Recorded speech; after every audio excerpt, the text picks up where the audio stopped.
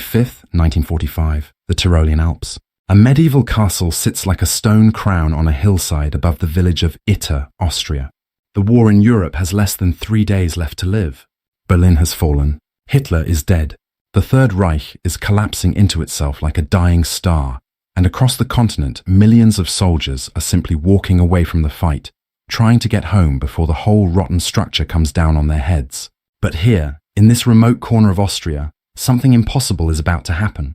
Something so strange that if you wrote it as fiction, editors would reject it as too implausible, too convenient, too Hollywood.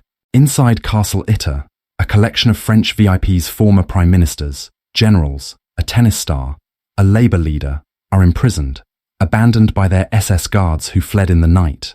Outside, approaching through the mountain passes, a handful of American soldiers and German Wehrmacht troops are riding toward the castle together, united by a single desperate purpose: to defend these prisoners from an SS division that doesn't know the war is over or doesn't care. This is the story of the Battle of Castle Itter, where the rules of war dissolved completely, where enemies became allies for exactly 1 day, and where a decorated Wehrmacht officer, an American tank commander, a Yugoslav resistance fighter, and a group of elderly French politicians stood shoulder to shoulder and fought one of the last battles of World War II. It's a story about what happens when the grand narratives collapse and human beings have to decide in real time what they actually believe in. It's about the moment when ideology gives way to something more fundamental, and it's been almost completely forgotten. This is how it happened.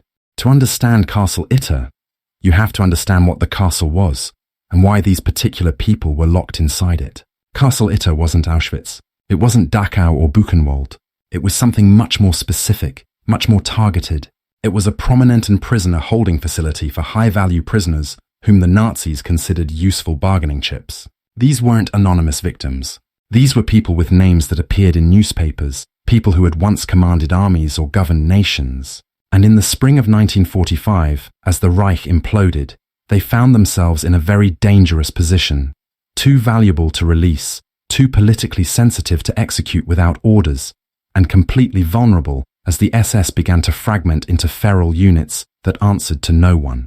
The prisoners at Castle Itter included Édouard Daladier, who had been Prime Minister of France when war was declared in 1939, the man who signed the Munich Agreement alongside Neville Chamberlain in a failed attempt to avoid war with Hitler. There was Paul Reynaud, who succeeded Daladier and was in office when France fell in 1940, a man who had argued for continued resistance before being arrested by the Vichy government. There was General Maurice Gamelin, the former Supreme Commander of French forces, now elderly and frail, who had overseen the disastrous defense of France in 1940 and carried that failure like a stone. And there was General Maxime Weygand, another architect of the 1940 defeat, a Catholic monarchist who despised both the Nazis and the communists with equal fervour. Alongside them were François de la Roque, a right-wing political leader, Marie-Agnès Caillot, the sister of Charles de Gaulle, Jean Borotra, a tennis champion known as the Bounding Basque, who had served briefly in the Vichy government, and Léon Jouot, a socialist trade union leader who represented the opposite end of the political spectrum from many of his fellow prisoners. These people had spent much of their careers despising each other. They represented monarchists, socialists, republicans, conservatives, collaborators, and resistors. Some had worked with Vichy. Some had been imprisoned by Vichy. In another context, in another time, they might have been political enemies. But now, locked together in a castle at the edge of the collapsing Reich, they had become something else. Hostages, united by their shared vulnerability and the growing realization that liberation might not come in time. Castle Itter itself was a strange place to end up. It had been built in the 13th century, renovated in the 18th, and during the Nazi era, it had been used as a satellite facility of Dachau, administered by the SS, but functioning more like a gilded cage than a death camp. The prisoners had guards, but they also had access to wine, to books, to a certain degree of freedom within the castle walls. They weren't being starved or tortured, at least not in the physical sense, but they were also aware that their situation was precarious. They had been moved from other camps, transferred to Itter, precisely because they were valuable, and valuable people in a collapsing dictatorship can become liabilities very quickly. The SS guards at Itter were a mixed group. Some were true believers, others were just men in uniforms trying to survive. As April turned to May and news of Hitler's death filtered through, the guards began to desert. Some changed into civilian clothes and disappeared into the mountains. Others simply walked away. By May 4th, the castle was effectively unguarded and the prisoners were alone. That should have been good news. Liberation was coming. The Americans were close, but the prisoners also knew something terrifying. The remnants of the Waffen-SS, particularly the 17th SS Panzergrenadier Division, were retreating through the area, and they were not in the mood to surrender. They were fanatics, Hitler youth who had been raised on Nazi ideology, and they were still fighting. If they found the castle, if they decided that these French politicians were traitors or degenerates worth killing, there would be no one to stop them. Enter Andreas Krobot, an Austrian resistance fighter who had been imprisoned at Itter as a cook. Krobot was not a politician or a general. He was a working-class Yugoslav resistance member who had been captured and forced into labor. But Krobot understood the situation better than anyone. He knew the castle was undefended. He knew the SS was nearby. And he knew that if someone didn't get help, everyone inside was going to die. On May 4th, Krobot simply walked out of the castle, stole a bicycle, and rode 10 miles north to the town of Innsbruck, hoping to find American forces. He found them. Specifically, he found elements of the 12th Armored Division, but the commanders were skeptical and stretched thin. Then Krobot was directed to a more unusual option. A Wehrmacht officer named Major Josef Gangl, who had defected from the German army and was now working with the Austrian resistance. Gangl was the kind of man who shouldn't have existed in the moral landscape of 1945. He was a decorated Wehrmacht officer, a professional soldier who had fought for Germany but had become disillusioned with the Nazis. He was not a resistance fighter in the romantic sense. He was a pragmatist who had decided that continuing to follow orders in a lost war made no sense. He had troops under his command, German soldiers who still trusted him, and he had been coordinating with local Austrian partisans to prevent unnecessary bloodshed as the Americans advanced. When Krobot explained the situation at Castle Itter, Gangl understood immediately. He also understood that he couldn't defend the castle alone. He needed American support. So Gangl, along with Krobot, drove north to the town of Kufstein, where they found Captain John C. Jack Lee Jr., a tank commander from the 12th Armored Division. Jack Lee was 27 years old, a Texan, and exactly the kind of officer who thrived in chaos. He had already earned a reputation for aggressive, independent action, and he was not the type to ask for permission when he could ask for forgiveness later. When Gangl and Krobot showed up and explained that there was a castle full of French VIPs about to be overrun by the SS, and that a German officer was offering to help defend it, Lee's response was essentially, "Let's go." This was not protocol. This was not in the manual. The war was effectively over. Lee's orders were to consolidate positions and wait for the formal surrender. But Lee made a decision that would define his legacy. He took one tank, one M4 Sherman named Besotten Jenny, a crew of 14 American soldiers, and he followed a defecting German officer and a Yugoslav cook back toward a medieval castle to fight alongside Wehrmacht troops against the SS. It was by any measure insane. It was also the right thing to do. The convoy that rolled toward Castle Itter on the afternoon of May 4th and the morning of May 5th was one of the strangest military formations in the history of warfare. Leading the way was Major Josef Gangl, a German officer, accompanied by 10 Wehrmacht soldiers who were still armed and still in uniform. Behind them came Captain Jack Lee in Besotten Jenny, a battered Sherman tank that had seen hard fighting across France and Germany. With Lee were 14 American soldiers from the 12th Armored and 36th Infantry Divisions, a mix of tankers, riflemen, and whatever personnel Lee could scrape together on short notice. Also in the group were Austrian resistance fighters, civilians who had taken up arms as the Nazi administration collapsed, and Andreas Krobot, the cook, who had started this whole impossible operation.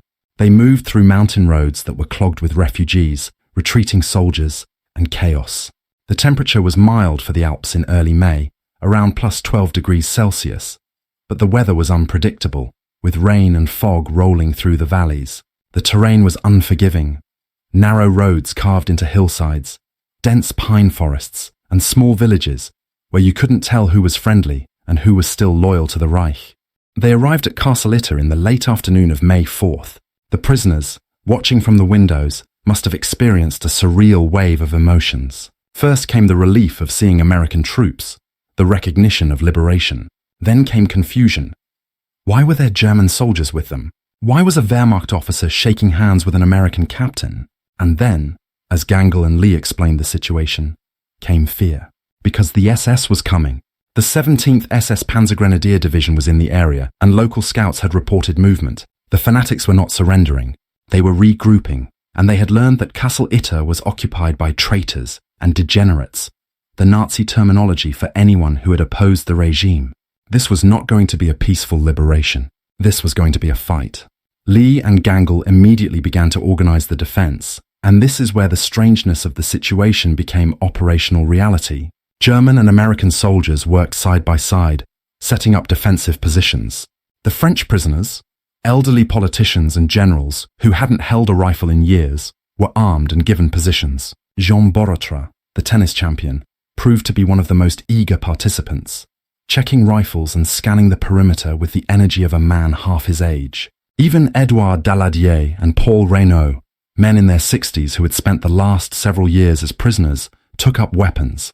The defensive plan was straightforward because it had to be. Castle Itter was defensible in the medieval sense: high walls, limited approaches, but it was not designed for modern warfare. The walls were stone, but they wouldn't stop artillery. The windows were narrow, good for firing from, but also limiting fields of fire. Lee positioned Besot and Jenny at the main gate, the only road approach where the tank's gun could cover the most likely avenue of attack. He spread his soldiers and Gangl's Wehrmacht troops along the walls and in the upper floors, creating overlapping fields of fire. The French prisoners were assigned to secondary positions, mostly to watch for flanking movements and to provide extra rifles if the SS tried to scale the walls.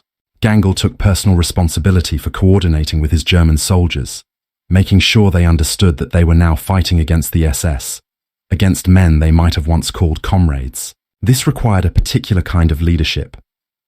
Gangl had to convince his men that this was not betrayal, that this was the right thing to do, that defending these prisoners was worth dying for, and his men followed him. That says something about Gangl, about the kind of respect he commanded. These were not resistance fighters or ideological defectors.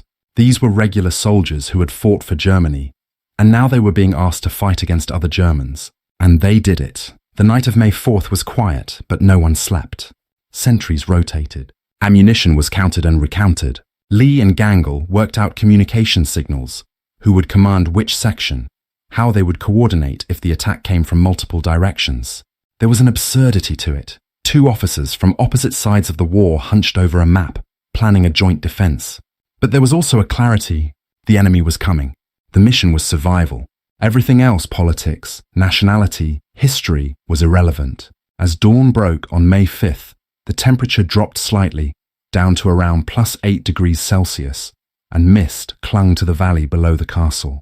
The forest around Itter was silent in that particular way that precedes violence, a stillness that feels like held breath.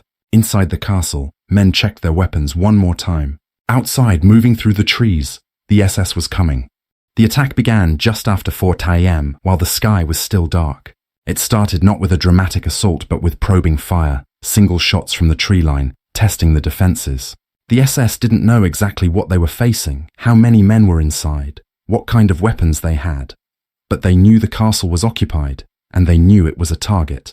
The shots came from the east, from a section of forest about 300 meters from the castle walls. Lee's men returned fire immediately, short controlled bursts designed to conserve ammunition and keep the enemy guessing. The sound of gunfire in the mountains is strange.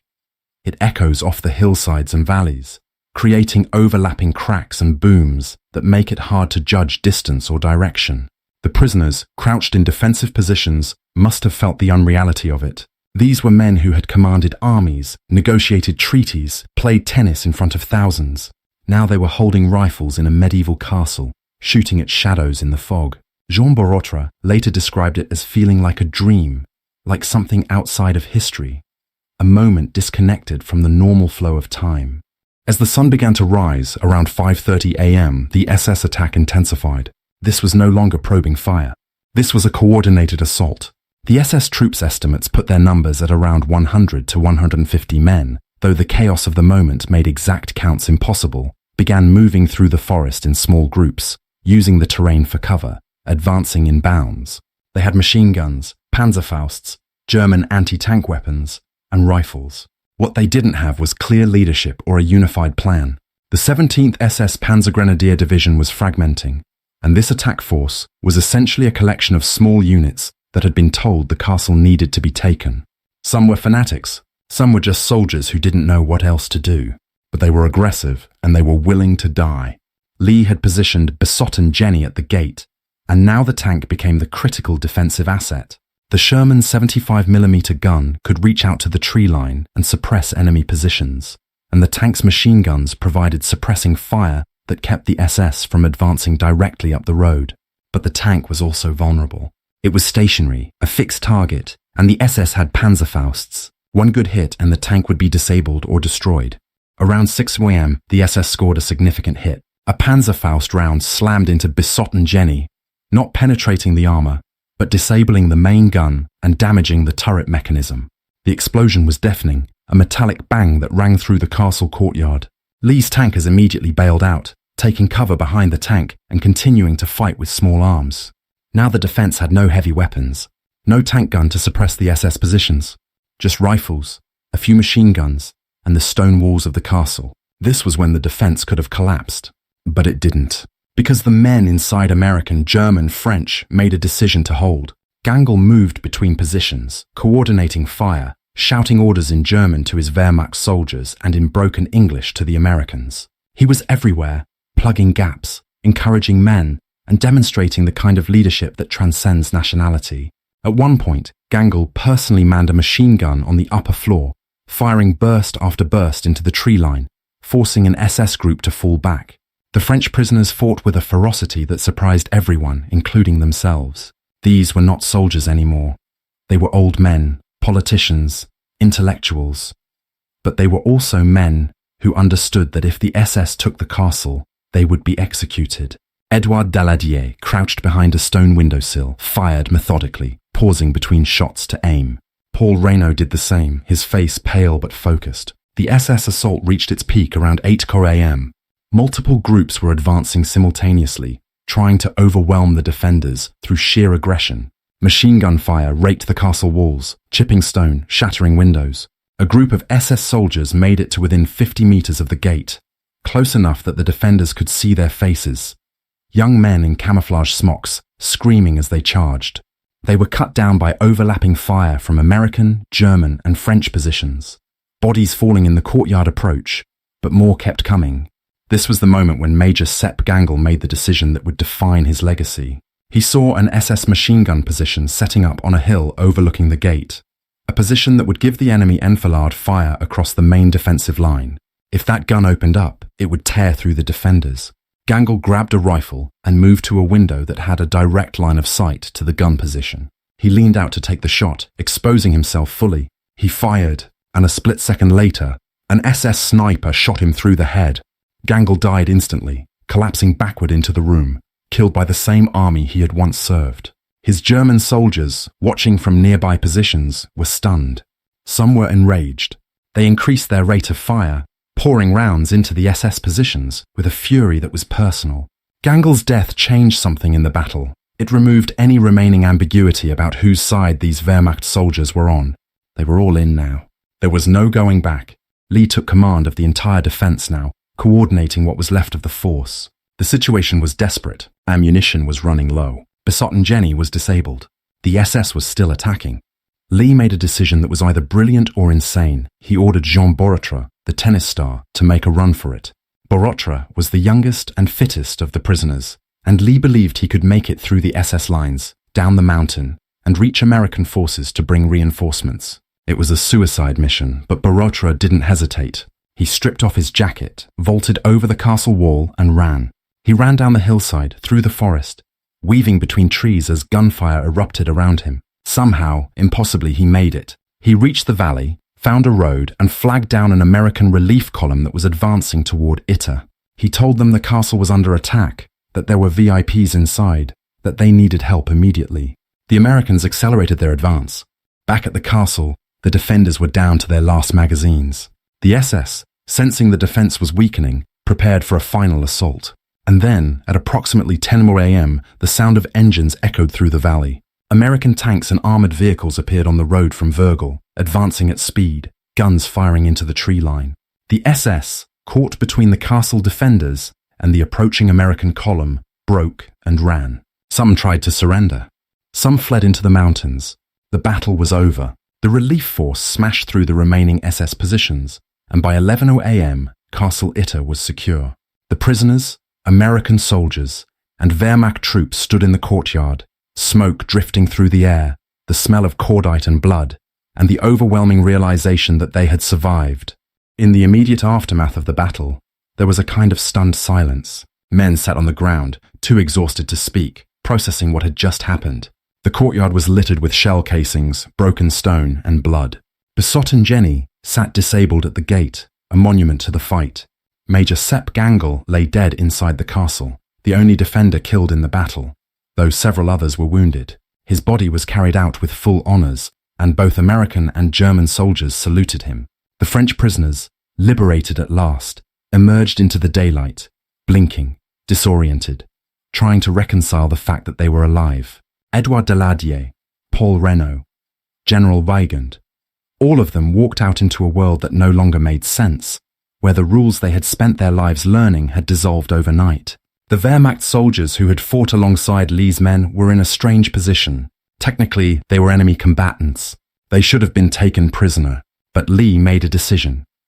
He reported that the German soldiers had been essential to the defense, that they had fought honorably, and that they should be treated as allies, not enemies. Most of them were allowed to simply walk away, melting into the civilian population as Austria transitioned from Nazi occupation to American occupation. A few stayed with Lee's unit for several days, helping with security and reconstruction. The cost of the battle was remarkably light given the intensity of the fighting. Gangl was the only defender killed. 4 American soldiers were wounded, none fatally. 3 Wehrmacht soldiers were wounded. 1 French prisoner took a minor shrapnel wound. The SS casualties were estimated at around 30 to 40 killed or wounded, though exact numbers were never confirmed because many of the SS troops fled and were never accounted for. But the emotional cost was harder to quantify. Captain Jack Lee had led a battle that violated every regulation, every protocol, every normal procedure of military engagement. He had fought alongside enemy soldiers, armed civilian prisoners, and defended a medieval castle against a force that was technically part of the same nation he had been at war with for 4 years. In another context, he could have been court-martialed. Instead, he was eventually awarded the Distinguished Service Cross, the second highest military decoration in the US Army, for his actions at Castle Itter. The citation described his extraordinary heroism and initiative in a fluid tactical situation, which was one way of putting it. The French prisoners returned to France as heroes, or at least as survivors. Edouard Daladier resumed his political career, though he never again held high office. Paul Reynaud became a voice for European integration in the post-war years. General Weigand retreated into quiet retirement, writing his memoirs. Jean Barotra continued playing tennis and became a sports administrator. They all carried the memory of Castle Itter with them, a strange footnote in their already complicated lives. Major Josef Gangl became a symbol in post-war Austria, a figure who represented the possibility of redemption, the idea that even within the Wehrmacht, even within the structures of the Nazi state, there were men who chose decency when it mattered. The town of Würgl named a street after him. A memorial plaque was placed at Castle Itter. But his story also became controversial because it complicated the narrative. Gangl was not a resistance fighter in the sense that we usually understand the term. He was a German officer who defected at the very end of the war. He had fought for Germany for years before he turned. Does that make him a hero? Does the timing of his defection matter? These are questions that don't have easy answers, and they're part of why the Battle of Castle Itter is so difficult to categorize. It doesn't fit into the clean narratives we prefer about World War II, the good guys versus the bad guys, liberation versus oppression. It's messier than that. It's human. The Battle of Castle Itter should be famous. It should be taught in military academies as an example of adaptive leadership. It should be the subject of a major Hollywood film. And yet, for decades, it was almost completely forgotten. There are several reasons for this. First, it happened on May 5, 1945, 3 days before the official end of the war in Europe. The world's attention was focused on Berlin, on the final collapse of the Reich, on the massive scale of victory and destruction. A small battle in the Alps, even one as strange as Castle Itter, was lost in the noise. Second, the battle didn't fit into the narratives that the post-war world wanted to tell.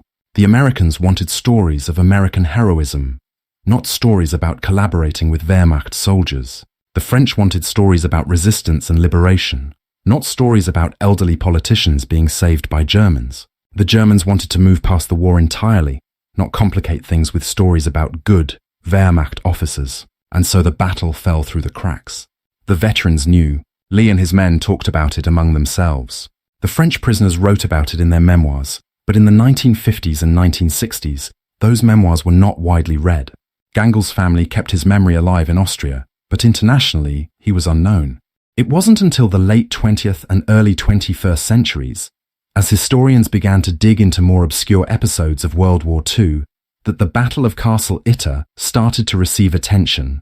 Stephen Harding's 2013 book, The Last Battle, brought the story to a wider audience, and suddenly people began to realize what had happened in that castle in the Alps. The story resonated because it challenged assumptions. It showed that even in the most ideologically rigid conflict in human history, individuals could make choices that transcended their circumstances. It showed that nationality and uniform don't determine character, and it showed that in the chaos of a collapsing order, human beings often default to something fundamental. The instinct to protect the vulnerable, to fight alongside whoever is willing to fight beside you, and to risk everything for people you barely know. The Battle of Castle Itter is also a story about the end of ideology, or at least the moment when ideology stops mattering. By May 5, 1945, the grand narratives of the war, fascism versus democracy, the Thousand-Year Reich, the inevitable march of history, had all been revealed as hollow. What remained was simpler: survival, honor, and the bonds formed in combat. Captain Jack Lee and Major Josef Gangl probably didn't agree on politics, on history, on much of anything. But they agreed on this. The SS could not be allowed to murder those prisoners, and so they fought together, and one of them died. There's a lesson in that, though it's not a comfortable one. The lesson is that the world is more complicated than we want it to be, that people are more complicated, and that the moments when we are forced to choose, really choose, with life and death stakes, reveal who we are more clearly than any political affiliation or national identity. The men who fought at Castle Itter were not symbols. They were individuals. Lee was a tank commander who made a reckless, compassionate decision. Gangl was a soldier who defected and died for it. The French prisoners were old men who found courage they probably didn't know they still had. And the Wehrmacht soldiers who fought alongside them were just soldiers trying to do the right thing at the end of a terrible war. None of them were perfect, but they were there and they fought and they won. And then the world moved on and forgot about them, until now. So here's the question that the Battle of Castle Itter leaves us with. What do we do with stories that don't fit? Stories where the enemy becomes the ally, where the hero is also complicit in a monstrous regime, where the victory is small and personal rather than grand and strategic. Do we simplify them, file them away, forget them? Or do we sit with the discomfort and let them complicate our understanding of history? Because the truth is, Castle Itter is not a feel-good story. It's a story about desperation, about what happens when the structures that give meaning to war collapse and individuals have to improvise. It's a story about one day, one battle, one small group of people who decided that protecting life mattered more than following orders or maintaining ideological purity. And then it was over. The war ended. The prisoners went home. The American soldiers moved on to occupation duty. The Wehrmacht soldiers disappeared into the chaos of post-war Europe, and Castle Itter went back to being what it had always been, a medieval fortress on a hill, silent and indifferent to the human drama that had unfolded inside its walls. But the men who were there remembered.